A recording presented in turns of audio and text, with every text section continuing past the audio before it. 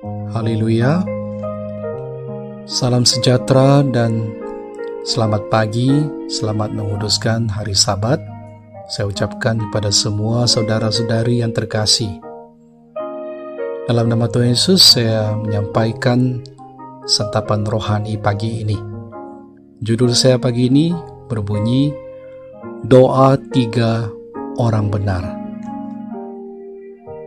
Kita lihat di kitab Mazmur pasal 99 ayat 6. Mazmur pasal 99 ayat 6. Musa dan Harun di antara imam-imamnya, dan Samuel di antara orang-orang yang menyerukan namanya. Mereka berseru kepada Tuhan dan Ia menjawab mereka. 3 orang ini dipanggil untuk melayani Tuhan sebagai nabi dan imam yang amat setia dan sangat disayangi Tuhan.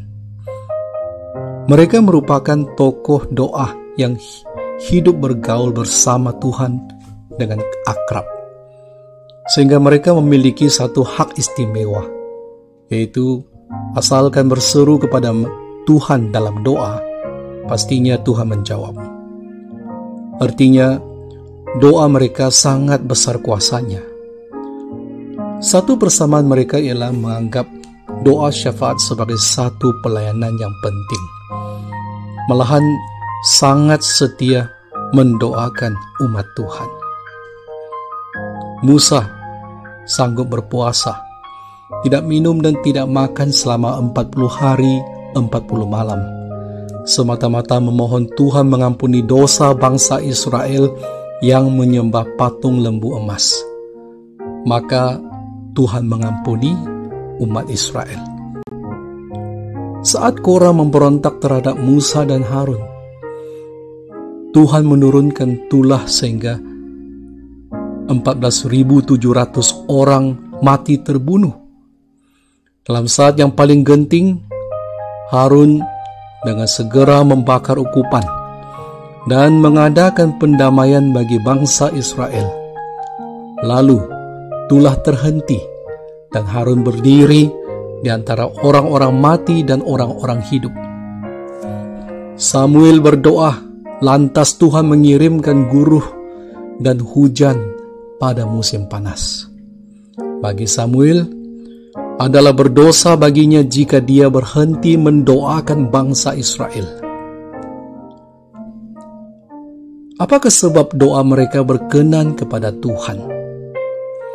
Kita semua berharap dapat memiliki kuasa doa dan kesan doa seperti mereka.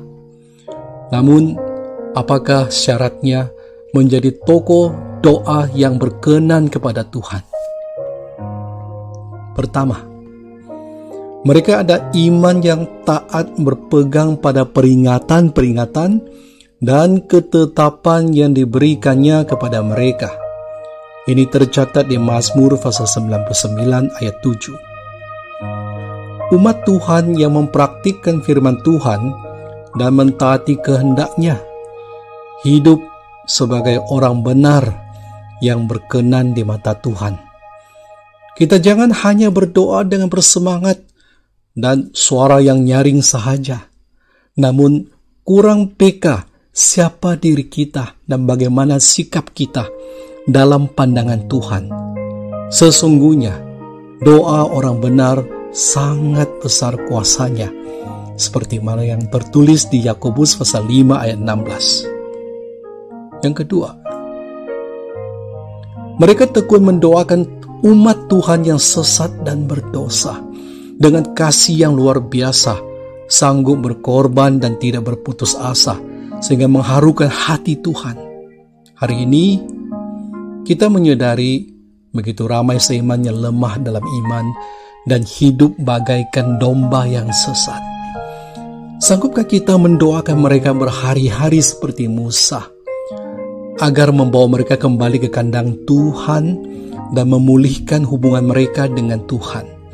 Sanggupkah kita tekun mendoakan dan berpuasa untuk mereka agar sempat bertobat, khususnya dalam masa pandemik yang semakin mengganas?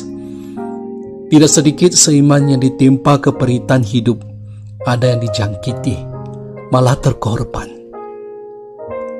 Marilah kita menadahkan tangan, tekun berdoa agar Tuhan menyembuhkan mereka yang menderita kesakitan. Melindungi semua seiman, bahkan memohon Tuhan meredakan pandemik ini. Sebagaimana Imam Besar Harun yang segera doa dengan membakar ukupan menghentikan tulah yang menular hebat.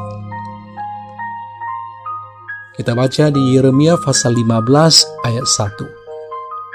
Yeremia pasal 15 ayat 1. Tuhan berfirman kepadaku, sekalipun Musa dan Samuel berdiri di hadapanku, hatiku tidak akan berbalik kepada bangsa ini.